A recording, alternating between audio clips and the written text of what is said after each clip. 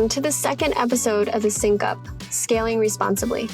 On this episode, we have our host Wade Lowe meet with the co-founder of BurnRate.io, Robert McLaws. Ever wonder why 8 out of 10 startups fail? One of the biggest issues is making costly decisions off of spreadsheets. That's where BurnRate comes in, helping companies make wiser choices and identifying the right time to make them, without the messy spreadsheets. We speak with Robert on their company journey and how their product is helping companies scale responsibly. Hey, so good afternoon. This is SyncUp by SwagUp. I am your temporary host for the day. And I'm with Robert McLaws from BurnRate.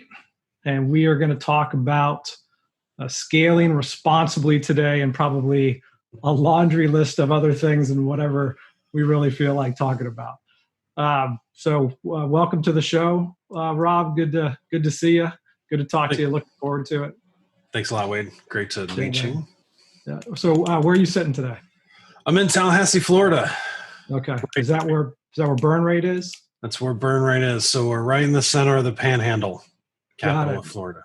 Yeah, not a bad place to be. I'm down in Miami, so Florida resident as well. All right. So I'd love to start with a genesis story, not necessarily all about BurnRate, but just about you and being a founder, being an entrepreneur. You know, how did you get there? Where did that come from? You know, what's the story and what led to that? And then maybe lead that into BurnRate, and then we can talk about some specifics about scaling and how different people do that and what that looks like. Right on. Yeah. So I have been inventive, creative, entrepreneurial pretty much my whole life. So I started in computers probably in, I'd say, first or second grade, working on an Apple IIc in my class. I remember one day I took it apart during lunch. I was not what you would call one of the cool kids. I mostly played by myself on the playground and whatnot. And so, I just took to computers. I got to take it apart. I could understand it. I was a very logical person, didn't really understand emotions and other people as well. And I kind of gravitated towards this idea that like I could make a computer do what I wanted it to do and like get a natural result. And you didn't have the whole like, well, I don't feel like it today, or, you know, today I don't like you, but tomorrow I'll like you again, right? All those things about like being a kid, we're not friends anymore. And then 5 days later, oh, we're friends. It's fine. No big deal. I never understood it. Sounds like my adult life. Yeah, a little bit. So I didn't really understand those kind of things. And so there was one, it's like 90 or like early 90s, right? There's one programming book in the whole school library about computers. And so I take it and it was like a Halloween scene or whatever. So I started coding this thing. Took forever. Finally got it done, and it got bit by the bug, right? So I really loved understanding how it worked. I was constantly inventive as a kid. I built a box that was basically an AC to DC converter. My grandpa built me a little wood kind of toolbox looking thing that had a battery in it, like one of those big like flashlight batteries or whatever, and a switch and a power outlet. And you could take it around and plug stuff like regular things into it. And this was like, you know, back before they had jump starters and things like car jump starters and things like that. So it's constantly. So let me interrupt for a second.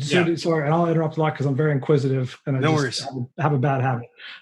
So did you teach yourself to program then? Yeah. Mm-hmm. Got it. Yeah, pretty much my whole life. So I had jumping ahead a little bit, I had a 4-year full ride scholarship to the U.S. Air Force through ROTC. Yeah. It was a very competitive process that I failed the physical for. And so that threw my entire college plan. I was going to do 20 years in the military. I was going to be right at this age now and be like, all right, I've got a government retirement. Now I can go like do a startup. Sure. And and that plan went right out the window. So I grew up in Mesa, Arizona, which, if you're not familiar, is a fairly Mormon populated area. Yeah. And all my friends are Mormon. And so the Mormons go on a 2-year mission before they do college. Yeah. And so I was looking at all my friends and going, well, they're 6 years before they're even going to have this piece of paper that says they're able to have a job. Yeah. And I hate that whole concept. Yeah. I shouldn't need a piece of paper to say I can go like do something in the world. And so I said, I don't need to have that to be a programmer. So that's what I'm going to go do. Yeah. And you were way ahead of the curve on that, right? Because that's becoming more and more of a thing today with the way with kids coming out of school and they've got $100,000, $150,000 in debt, if not more, getting jobs at like $40,000. Like what do you do with that? And so apparently you've always been a trendsetter because you were way ahead of the curve on that. If there's anything that I can be known for, it's being too freaking early for just about any of my ideas. So we had, so I was like I said, I was entrepreneur for a long time. I did a couple things with a bunch of friends right out of high school. We built a marketplace for Thomas Kincaid art galleries to trade art between each other without knowing who they were before they closed the deal. And that was because one of my friends was the VP, or his dad was the VP of sales for the parent company of Thomas Kincaid. So that was interesting, a fun little challenge and whatnot. And then we tried to do a residential real estate startup. That didn't work out. I then bounced back and forth as a consultant. Along the way, I built one of PC Magazine's top 100 websites for 2004. Which site was that? It was called Longhorn Blogs. It was the first blogging community for Windows. And got to meet Bill Gates because of that. So that was neat. Nice. MTV launched their Microsoft launched a streaming service called Urge back in the day. And I got to be at the launch party, which was in Vegas. So that was fun. Just done a bunch of crazy, weird, interesting things along the way of trying to be an entrepreneur. And then this company started because of my last startup. Okay. That was the one. I spent 6 years trying to build a commercial real estate tech company called Advanced REI. Okay. And were you guys backed, or did you bootstrap it the whole time? It was bootstrapped. As my co-founder financed the whole thing. Okay. So I came on as a consultant just to evaluate the software that had been built by somebody else to see if it worked. And it turned out it didn't, and there wasn't anything there. And so after all this analysis of what it needed to do and what it couldn't do, I worked with them just to try to ship something, to try to whittle his idea down to something that could work and ship it. I kind of took his idea and made it my own and grew with it. But I was happy and content to be the tech guy. I hated sales. I hated salespeople. I hated that whole process. And good thing they were doing a podcast about scaling. I know, right? And so, like, I'm on this Thursday night sales thing once a week, and salespeople are my people now. But back, 5 years ago, I just give me a buy button. I don't want to talk to you. I don't want you to call me. I don't want to pick up the phone and be like, "Oh, who are you?" I don't want any of that. Yeah. So my co-founder was in commercial real estate and had sold commercial real estate before. So I'm like, all right, let him sell it. I can build the thing. I don't need to worry about it. He'll take care of it. I'll build it. Yep. Didn't work out. I built it 3 times. I built a prototype. I built the first real version, and then I rewrote it to be kind of like enterprise ready and redesigned it based on some feedback. So when you say you built it, you alone, or did you have a team of a dev team somewhere? Was it US based? Was it overseas? What did that look like? So we had a couple contractors come in to do some little things about it. Like the first go around, we had a contractor build the financial engine while I built the rest of the architecture, and like how that turned out. So I took the basis of that and rewrote it, but it was pretty much all me, just sitting coding. 9 months of work just trying to build out the whole system, and then doing that again. And like I said, this was over 5 years. We did not make any money. This was solely trying to figure out how to get the thing to work. So how were you making a living? Were you doing this on the side? He was funding it. He paid me. I was making the minimum amount of money possible to be able to feed my wife and 3 kids. Yeah, wow. While I was building this, a newborn, right? Working 12, Isn't 14 the hours a entrepreneurial day. journey the best? Yeah, wow. I understand that completely. Yeah. And so how long did you do that? 2012 to 2017. Woo. Okay. With the obviously with the goal, the reason you're willing to make those sacrifices, because you ideally an exit down the road, right? Yeah. Commercial real estate tech at the time was a relatively hot area. I had experience in residential real estate, so I understood it. And basically what the software was trying to do is build financial models for multifamily. So if you have like a 300 unit apartment complex, it takes 40 plus hours to build out your Excel spreadsheet. And for salespeople, this should start sounding a little familiar, where you're trying to figure out when basically what the building's worth right now and what it could be worth. But that whole process and the output was garbage. But that's what deals are done on, is garbage. So ultimately, why didn't it work? Well, so there are a couple of factors. One is that as the tech person, I was building the software for my co-founder, assuming that my co-founder understood and did his research and did all the work, and I was building as a consultant to his specifications. Right. Then when I did that, it didn't really match up with what customers wanted. And so then when I rebuilt it, that was based on discussions and feedback and trying to get in their heads and understand, okay, my co-founder is not my customer. These people are my customer. Well, now I need to understand what they want. Nor is your co-founder a product guy. Right. Right. So you gotta have that liaison between the customer and the engineering team, i.e. you, and have that product translation, or otherwise you're exactly right. You're getting back, you get bad direction. You're going to build what you're build what you're asked to build, but it doesn't mean that's the right thing to build. Right. Well, and you can make that mistake any number of ways. Yep. One thing that I tend to be really good at is understanding the problem underneath the problem. Okay. That the problem that you're experiencing right now is likely the symptom of a deeper problem. Yep. And so how do you get to the core problem and solve that, and then have that bubble up? And so I've done that a number of ways in my professional career. Just in recent memory, in between Advanced REI and here, I bootstrapped this company by consulting for the state of Florida. And one of the things we did was we re-engineered their entire process for investigating Medicaid fraud claims. And so I'm used to digging into big systems and seeing how things work. And as a kid, I would take things apart and I'd always end up with 3 screws left over, right? Yeah. And so seeing how things worked and then putting it back together, and that actually works really well in business because there's always 3 screws you don't need. Yeah, there's always 3 screws you don't need.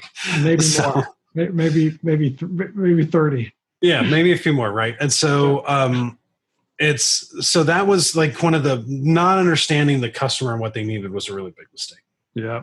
And then not understanding that in a marketplace, and if you're trying to build a marketplace and get in there, there's 3 competing, and especially in that marketplace, there are 3 competing types of people with 3 totally different agendas.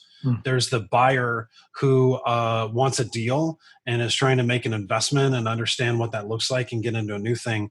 But in real estate, you're not selling a property unless it's bad in some way. If it's not running your portfolio, if you need to divest because you're short on cash or something like that, there are these assets depreciate.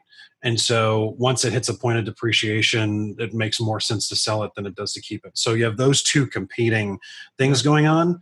And then you have a broker that's sitting in the middle trying to get their 6% off of the deal and leech a fair amount of money off of that transaction.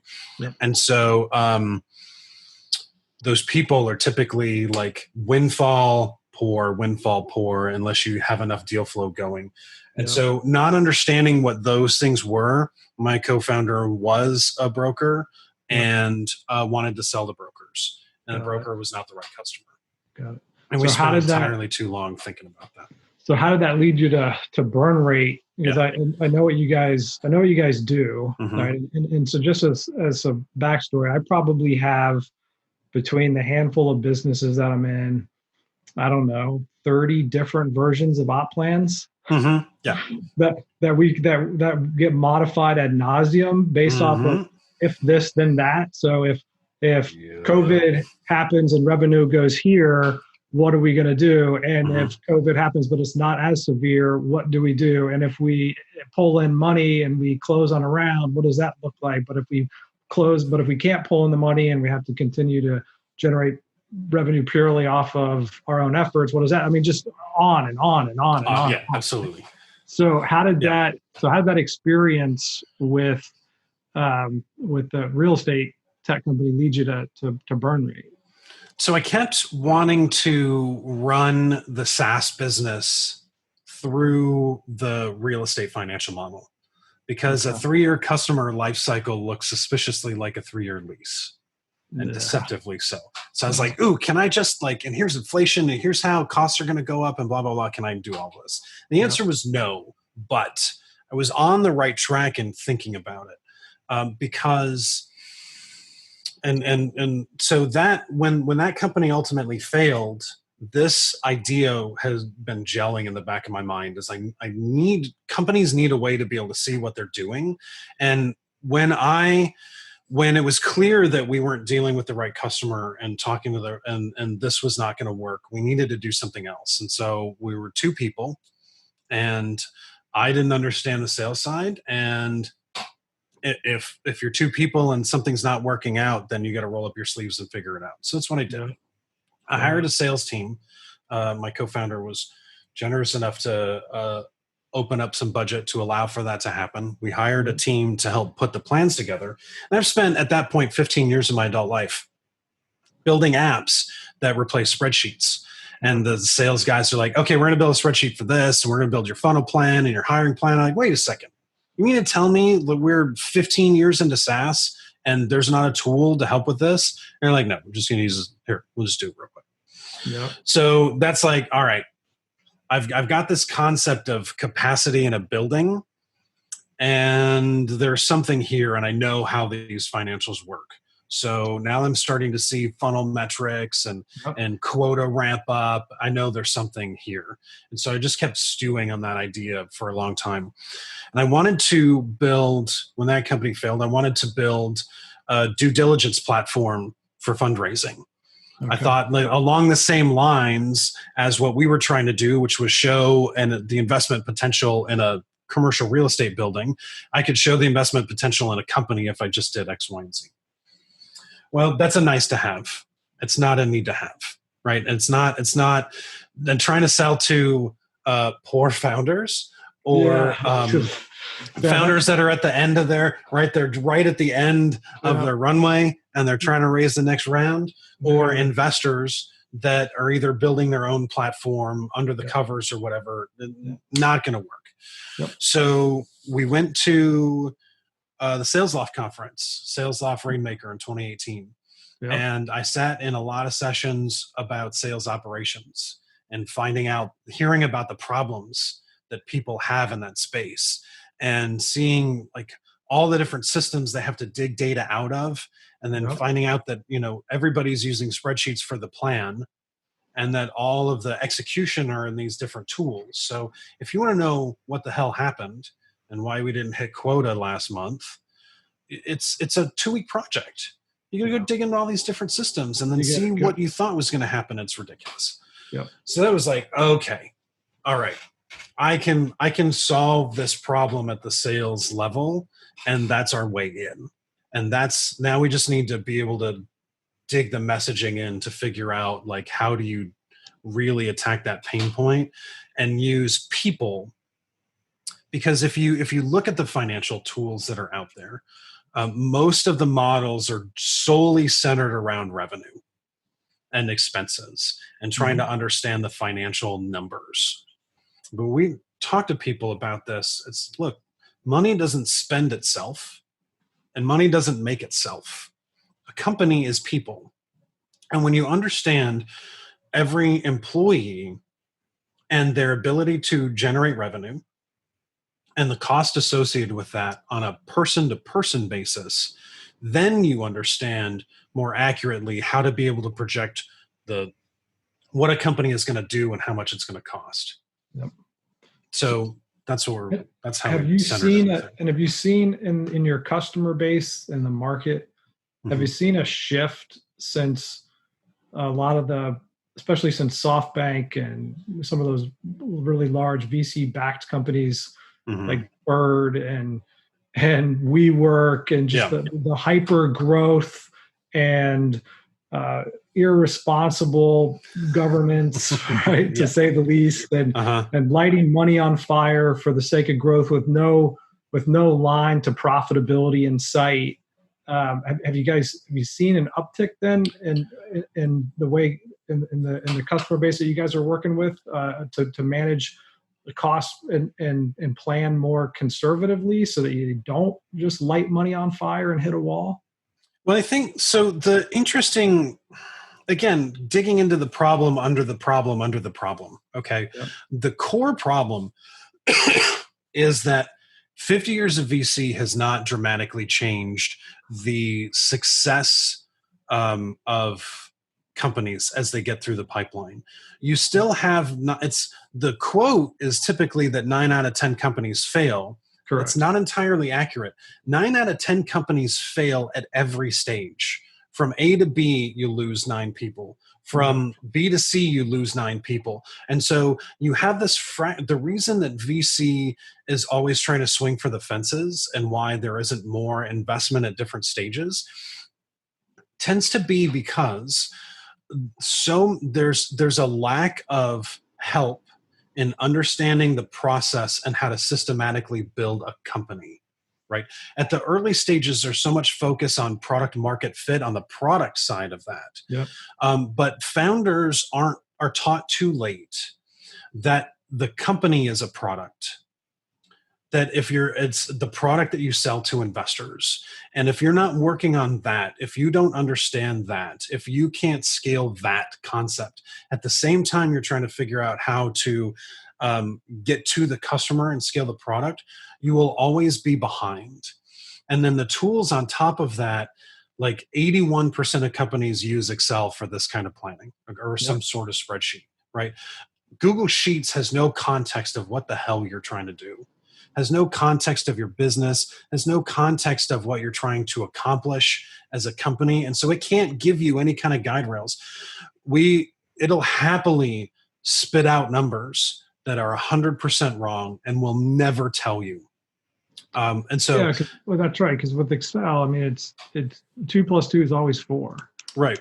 It's a programming language. Never not 4. So whatever input you put into it is going to give you the output you want. That's what they tell you. All you're doing is you're like, I have an output that I'm looking for, and now I need to make this plan. Yes. Achieve the outlook that I want. Mm-hmm. Right. And Excel and spreadsheets are a validation of ego. And as a programming language, because these formulas are definitely programming language, right? There's no debugger. There's no tool that will tell you you're wrong. It'll do its thing. And so the prime example, I was working with a company the other day, and they're using BurnRate to then augment a spreadsheet with some additional stuff, right? Because I'd love to be able to do everything, right? But I got to build a product in it. You have to layer things in. And so it can't do like everything I would ever want it to do yet. So they're going in and looking at the number of closed deals that you would need based on our projections. And when you go into Excel and it shows you, I need like 2.4 deals. Well, you don't need 2.4 deals, right? So you're going to click that button to reduce the decimal place to show whole number worth of deals. But when you do that, Excel automatically rounds down numbers under 0.5. And so if you're wanting to see the number of deals you get done and you leave that a whole number, it's going to short you because I don't need 2.2 deals. I need 3 deals. right, in order to hit a certain number. And so you have to know to use the round up function on certain cells in order to make that happen. And so it's just one of the many ways that Excel will silently screw you by making you come up short. And you'll say, well, I did X number of deals, and how come I don't have the cash flow? Well, that's why. So our whole concept is about taking that need to understand that programming language away from a sales leader whose job is to A, know how to sell the product, and B, lead other people to be able to sell it, and C, hire on time in order to make sure the team is scaling appropriately so that mishires don't screw the business. Yeah, so I was just having a conversation with somebody about this morning.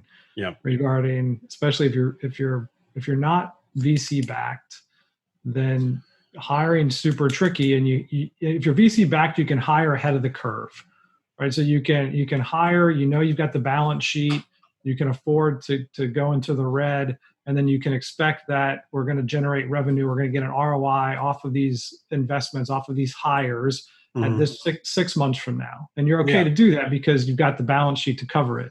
But if you're not VC backed, then those hires have to be very strategic. And if you get too far ahead of the curve before you can get an ROI on those hires, then you start to really get into a bad cash situation with the business. I was literally just having that conversation with somebody this morning.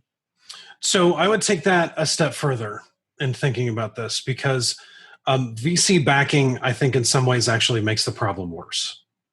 The core problem under that is that when you look at a quota ramp up, right? And so you're mathematically trying to figure out, I want to go from 1 million to 3 million this year. How do I need to grow every month in order to do that? How is churn affecting the need for new customer ARR, right? Those are pretty typical conversations. And looking at the quota ramp up. An Excel spreadsheet cannot go forwards and backwards through a calculation at the same time without a serious amount of work. And so that quota ramp up's only going to show you quota, nothing else. It doesn't take into account how long it takes to interview for a position, how long it takes to get a person to make an offer, to get them to accept it, and to have them start on day one, and then the training before they sit in front of customers. Yeah, right? What's the ramp for that hire? Because you don't put them in the seat and then instantaneously start producing revenue. That's just not how it works. Well, that's how it used to work, right? So you sit them down. Here's a phone book. Here's a phone. Start calling. It doesn't work like that at SaaS, right? So you got to understand like how to get through this process. And so as a sales leader who doesn't understand necessarily, is not an Excel expert, right? And Excel makes you feel like an expert totally the wrong way. We call it the IKEA effect. And what I mean by that is that IKEA does not sell furniture disassembled to make it easier to ship. That's a common misconception. IKEA sells furniture taken apart because they want you to build a relationship with that piece as you're building it. And so when you've constructed it yourself and then you sit in it, there's a sense of accomplishment that you have with that. And Excel does exactly the same thing to people. It makes you feel, it spit out numbers. I feel like a god. This is amazing. And you can be totally wrong. And in fact, our 87% of spreadsheets have more than one error. Have one or more errors. How do you guys, a couple questions for you. Yeah. It's still going to be very much driven based off the inputs. So how do you guys help as it relates to putting in logical, realistic, data-driven inputs to be able to still get the output that you're looking for? Yeah, so it's that data-driven part, right, that where we're currently battling it out with VCs as we're trying to do our own fundraise, right? Because that's the assumption. But if you look at how people are actually doing this today, Excel's not sucking in data from anything else, right? These people are, sales leaders are putting together plans based on what they know in the business. That's right. And that's it. And so one of the things that we learned from 5 years of trying to get people off of Excel spreadsheets with advanced REI is you can't build this brand new thing that looks massively different than what you're already doing and expect people to have that aha moment. Yeah. You have to have it map mentally to what they're already doing. And so if you look at some of the best spreadsheets that are out there, they have all the assumptions in the first column. And then over here, they're doing all the work. So we're designed the same way. We give you sliders and put your process on rails so that you could go in and tweak the model and then drag it and see what happens. Watch how changing the revenue affects changing the hire. Watch how you're not having to have the VP of sales project onto blank cells what the hiring timeline looks like. You show them. And we can tell you down to the day when you need to put a job on the market so that they're hired, butt in a seat, trained, ramping up to quota the first day, right? Because that's one of the mistakes people will make is it says in July they need to hit 20% quota, and you put them in the seat July 17th. Yeah, that's right. It's like a giant screw you to your employee, right? Figure it out. That's the quota. So that's why you're here, right? How do you, and every day that you are late on a rep with $1 million a year quota, which is pretty typical in SaaS, right? Every day that you're late costs the company $4,000. When you need to hire 4 people a month, 5 people a month, that's a $20,000 a day problem. And that is where companies fail between Series A and B. It's the leads are part of it, right? But at a certain point, consistency and having the top of the funnel be consistent and having enough butts in the seat to be able to process those leads. Those are the 2 main components of the business. Everything else is technical, right? And people will deal with technical, like type customer success type issues. If you don't have those 2 things happening, and you do that VC thing where like, okay, I've got $1 million, I'm going to hire 3 reps. And you don't have a plan for how you're going to keep them busy. You don't have a plan, and you don't see how for the 6 months it takes to get them to quota, you're paying for Salesforce, SalesLoft, Marketo, $1,500 a month on average for your tech stack in SaaS. You're paying for those things. If you don't know exactly how that's going to pan out, you are going to significantly shorten your runway. And you'll never understand why. This model said I had 19 months of runway. I've got 2 months left. I'm 13 months in. What the hell happened? Yep. You'll never know. Let's talk about a couple things. One, the how are you guys scaling burn rate? Right? Talked about going to raise money, but I'm assuming you've got some revenue, you've got some internal resources. How are you guys going about that? And then I'd love to hear more about how initially you didn't want anything to do with sales. You get into an entrepreneurial role and a leadership role where that mindset had to have changed. You can't just be behind the curtain all the time, right? Like you got a video on and a mic on. You're out front now. How's that transition been? Personally, and then how has BurnRate been thinking about how you guys scale and you guys go to market? So I'll answer that one first, and then you're probably going to have to remind me about the first question again because I'll probably forget about it. So just keep it on the back burner. So that one, as the sales team that I hired helped me understand how this works. What was amazing to me is that sales is the engine for the business, right? And as a founder, let me stop you there for a second, because my background is sales and go to market and building teams and driving revenue. Yeah, and there's oftentimes that salespeople get this negative connotation associated to them. Exactly what you're talking about until you have to do it. Right. And then you're like, holy shit, this is hard. Right. And then the first people you'll cut, right? So if you see all these companies that from COVID that cut staff, they're like, oh, we're going to cut sales. Yeah. And those companies, like maybe it was a reasoned thing. Maybe you looked at it and that's fine. But if you didn't fully understand the investment you made in these people to get them to whatever point they're at, a lot of these companies probably screwed themselves. Because sales is how you're going to keep stuff going. Yeah. Right. Sales is how you hire all the other things. So your cuts have to be a lot more even. But having said that, right. So I was a tech founder, hated sales, started digging into the process, understood, and I read predictable revenue and And as a kid, I'm the only kid on the bus at 11 years old reading Good to Great by Jim Collins. Jim Collins, yeah. Right. And yeah. looking at these things at 15, 16, trying to understand like how that stuff works. Good to Great, Built to Last. So all that stuff under the covers, reading Predictable Revenue and Impossible to Inevitable. And I came across an article on SaaStr. Hi, Jason Lemkin, if you ever see this. You're awesome. That talked about how in a company, if you're trying to get to $1 billion business, your first 100 hires, approximately 70% will be sales adjacent. Yep. And that really hit me.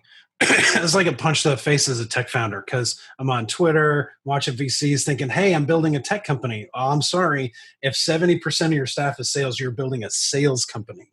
Yeah. Not a tech company. And so that was the switch flip that got me to, okay, I'm going to have at Series A, possibly 40 employees. How am I going to manage that? How do I need to grow as a human being in order to be able to make that happen? How am I going to have to start parsing this job load out in order to make sure that I can do that effectively? So I understood that I started understanding this as an engine. And if it's an engine, I can re-engineer it to be more efficient, and I can teach it to engineers. And I can help engineers make that transition to understand how it's not only is the sales process repeatable, but how you scale it is predictable, and it's a machine. And where companies drop off at every different level, 9 companies failing all along the way, it goes back to what you were talking about earlier on how for the majority of companies and founders assume that when you get VC money, you're going to get that help, right? They're going to understand how that works. Yeah, it doesn't work that way. Well, so for starters, right, that really screws underrepresented founders. Yeah. Because it's self-selecting and and I'm seeing this even today, right, with how they look at the businesses and how their own internal biases and allowing associates to sell for me when I should be selling into the VC, right? They're pitching for me. How that bungles the process.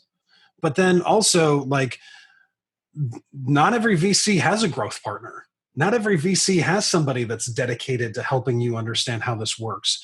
And so companies are continuously getting it wrong. And so it shouldn't be like there are a couple of really great firms that have those where you see they have outsized successes. Emergence Capital is one of the most consistently achieving firms on the planet, and they have a growth partner. That's all he does is go through and help you understand this. But I decided, in order to change those statistics, in order to make VC more accessible to everybody, you have to improve the number of people that get from one step to another. So you reduce the need for outsized outcomes, right? And so the size of the successes over 50 years of VC have gotten huge, but the numbers have not changed.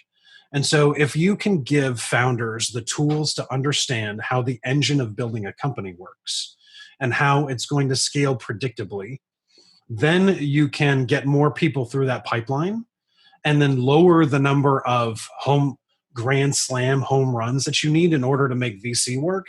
And now you can change the funding game. So now more companies can be funded. You can take smaller risks. You can have early stage investors actually be early stage investors versus saying, hey, I invest in early stage, but it's really like this end, and I really want somebody else to lead and take the risk, right? And all that nonsense that goes on. And really starting to make a difference on how that pipeline works. Got it.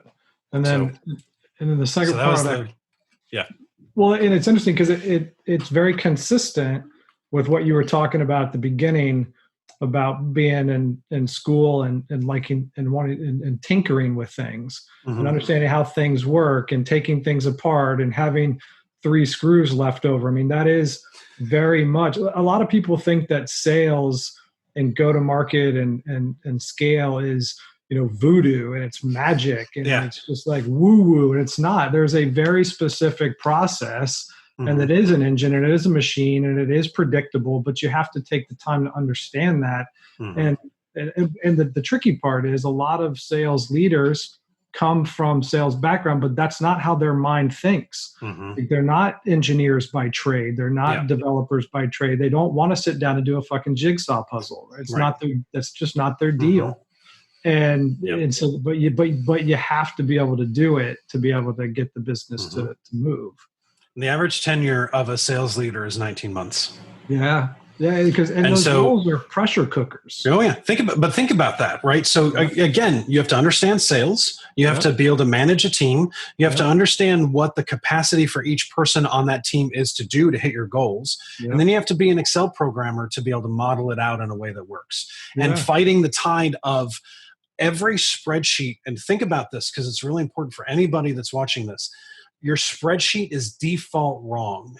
Almost 90% of any spreadsheet ever built is wrong by default. 1 decimal point missing on a spreadsheet at, I think it was Bank of America in Europe. Their European branch cost the company $9 billion. One quant guy, he was a quant expert, missed a decimal point. And that goes back to Office Space, right? I must have misplaced a decimal point. I'm always missing some mundane detail, right? It's that'll kill your business straight up. The model being wrong will kill your business. And so how we're trying to help people understand this is you have to understand the people, and I can't just tell you what COGS is going to be, right? Everybody wants to see the shortcuts and go, okay, well, my cost of goods sold is going to be this because blah, blah, blah. You have to layer in the model. You have to understand that that's an end goal. If you shortcut it, there are tools out there that you can use to try to figure out your runway. Almost every single one of those tools is going to be wrong. And I think the worst possible thing that you can do for a company is to tell them they have 19 months when they really have 12. Yeah. And because I went through that. So my high bar for being able to build a model like that is Microsoft Money. And you might laugh. It was the best tool. And I tried a lot because I was poor for a really long time to understand cash flow. And Microsoft Money connected to my bank accounts. It knew exactly when my paychecks were going to happen. It could tell me which of my expenses were utility expenses and when they were going to happen. And I could use that to plan cash flow. And I'd know whether or not I would be eating Marie Calendar meals for the next week or grilled cheese and egg sandwiches and ramen. Yeah. And so understanding that is and how cash flow is going to work is the end result of a lot of engineering. It's not something that I can just take 4 numbers and divide them and whatever and see, okay, well, here's a deal. It's a huge amount of engineering. Yeah.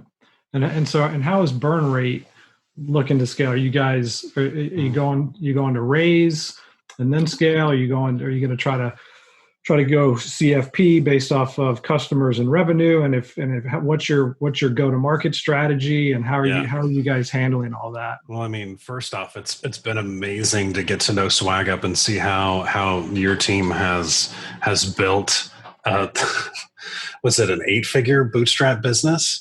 That's insane. I wish I could do it that way. We are constantly, it's taking investor meetings versus customer meetings, right? And then every investor meeting you take is not a customer you're onboarding. Yep. We had a lot of investor meetings trying to run that process. It's been a real challenge, as I mentioned, because VCs are not typically operators. And then your associate or whoever you're talking to is pitching you inside the company. So we've had a lot of stuff where they've come back and said, well, we think this. And I'm like, I expected there to be a meeting, a discussion where we hash that stuff out. I didn't realize that the associates are selling for me. Mm-hmm. And then I have to educate. I've got 10 years of experience thinking about this. I'm talking to someone that maybe was an operator, maybe not. But then even the ones that were operators that we love that totally understood it, got shouted out of the partner meetings because they're talking about the need to suck in data. And that's going to be your first thing. If you're a tool, right, and you go connect to Stripe to get your sales data and then try to run a model, you're looking at a lagging indicator, which is closed deals, which is the sum result of 35 different things going on, right? And then saying, okay, I'm going to use that to predict what's going to happen a year from now. Your only model there is volume. I can turn the volume knob up, I can turn it down, I can add little, wiggles in here, but it's not going to get you anything that approaches something that's operable. And so, like, dealing with all those types of issues, helping sales leaders really get it. When we show it to people, they're like, I love this. This is great. This is exactly what I'm doing all the time. I can help understand the hiring problem now and when I need to hire, and that's beautiful. Yep. VCs are, I kind of feel like I'm back at advanced REI because I'm trying to help people that don't understand how the business actually operates under the covers and what sales leaders are. We interviewed sales leaders. They didn't tell us quota was a problem. Hiring keeps them up at night. Hiring and being on time is the thing that they're constantly worried about. Yep. A lot of them weren't operators, so they don't know that. So that's been our biggest challenge is trying to overcome that seemingly old white guy bias gap that comes from years and years and years of trying to build a company off of Excel or observing how a company runs from afar, right? Yeah. So, and then how are you guys acquiring your customers? Word of mouth has been amazing. So we started early building a partner network and just building rabid fans using SwagUp and our swag boxes over here and our shirts, to send to the people that have helped us out a whole bunch. And then just spreading the word. So we've been on a couple podcasts. Yesterday we're in TechCrunch, a very tiny blurb, all the way at the bottom of an article, but we were there, so that's great. And we have plans for outbound. Yep. We have a process for outbound, but we really haven't touched it yet because I'm running sales right now. So I'm, lead developer, I'm head of investor relations and VP of sales. So we'll turn on outbound when there's capacity for it. Yeah. Have you explored channels at all? Like, I'm a big proponent of channels because channels already have the install base. I mean, obviously you got to share some of the revenue and it's not quite as profitable, but instead of having to hire an army of salespeople, they've already got it. But you got to have a good relationship with somebody who's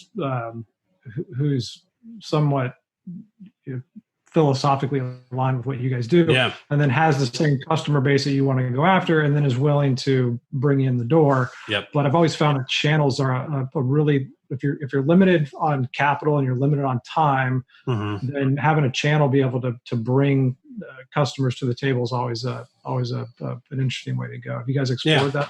So we actually have a really rich channel partner ecosystem that we've set up, and we're actually doing that in both directions. So nice. Hopefully within the next, we have a little partner center on our dashboard. When you log in, you can see the partners that we work with and who we have negotiated exclusive deals for if we send you their way. We're actually opening that up and making it a full-blown part of our system. And so hopefully, I'd like to say by the end of the week, we'll have that deployed into the app so that you can go through, see different tools for like sales hiring versus people that will review your recordings, right? Your sales recordings and coach you.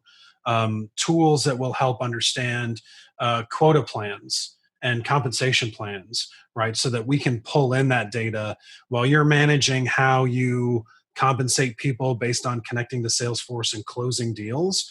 We can suck that right into the model and then tell you what you can expect compensation to look like as you're scaling. And now I can start getting you into the expenses, right? So I can show you the revenue. Now we're starting to get into expenses with the ultimate goal of being able to show profitability. And most companies may be able to kind of like ballpark what a month over month profitability is, but almost none of them are able to accurately calculate what is the day this human being that you hired 9 months ago and invested X amount of dollars in is net profitable for the company after they've covered the tech stack you paid for 6 months while they were ramping up to quota, and the compensation and the base salary that you paid for 6 months while they were ramping. So those are the types of things that we're working on, really excited about. Got it. So we've got a couple minutes left. Yeah. Anything else that you want to chat through, that you want to, any messaging you want to get out? Anybody you want to say hello to other than Saster? Well, gosh, I didn't. This is kind of like a worship thing. I'd like to thank Brett at Unbank for believing in me, and Doug Landis at Emergence Capital. No, but there have been a ton of really great people that have helped us, and for all the people I don't have time to name, I really appreciate the support. I love learning about all these companies. It's what drives me. I can't even tell you how much I effing hated waking up every day and being in commercial real estate, because it seemed like everybody was trying to screw everybody else. Yeah. And I had the number one multifamily broker in San Francisco say that straight to my face. I don't care if they understand how much it works. I'll get another deal from somebody else. I don't want to empower that person. So, like, working with all of these founders that are genuinely trying to change the world, and with sales leaders who want to be able to figure this stuff out, but have so many things dumped on their plate, has been a real treat. The thing, if I can leave you with anything after watching me BS for an hour about this company, is don't get sucked into the concept of having to worry about like what your office space costs. Like, that's why you're funded. Not understanding when and how to bring people on the team is a guaranteed company killer. If you overhire, you'll screw yourself. If you underhire, you'll screw yourself. Yeah. You need to know exactly how it works, and don't be afraid of it. Don't be afraid of digging in as a founder, especially as a technical founder. It's a system. My co-founder used to say, work the system because the system works. And that's true. It's if you understand it, you understand how it works, and you can build the company that you want. So, but understand, if you are at seed stage like we are today, and you're focusing on building the product you sell to customers is half of your company. You're only focusing on half of the company. You need to start working today on how the rest of the business is going to work and how it's going to scale. Because if you don't understand that and you don't figure it out, you will spend let's say you are successful. Let's say you are the 0.1% that gets through every stage. You're going to spend the rest of your life chasing, setting that process up, because you'll always feel behind. If you get on top of it in an early stage, don't spend too much time on it, because you do have to validate that the product hits the customer, right? Yeah. But you can't like have $2 million and be like, okay, what's the plan? Yeah, because you'll burn that money trying to figure it out. It's funny. I have this conversation all the time with people. It's entertaining. Cool. Well, Rob, man, it's been a pleasure. Appreciate Absolutely. You joining, kicking things around, for 58 minutes and so. No problem. Yeah, it's been fun, and congrats on the product and the success you guys are having. And you guys are having. And then if there's anything obviously that I can do or we can do on our end, let us know. Swag Up, you guys have been fantastic. Seriously, if you're listening and you haven't, I mean, I'm sure if you've seen Swag Up before, you're probably already a customer. But let me tell you, they changed the trajectory of our business in more ways than one. They're great partners. You should absolutely, non-paid endorsement, go try their stuff. Like, it's these packages that we put together for our customers are amazing. And I have yet to see a company that puts in the level of detail and effort into what they're building in Swag Up. So kudos to your team. Thanks. I'll give you $20 later. Well, thanks, Rob. Good to talk to you, man. You too. Have a great day, everybody. See you later. This podcast was brought to you by SwagUp. For any further information, visit swagup.com.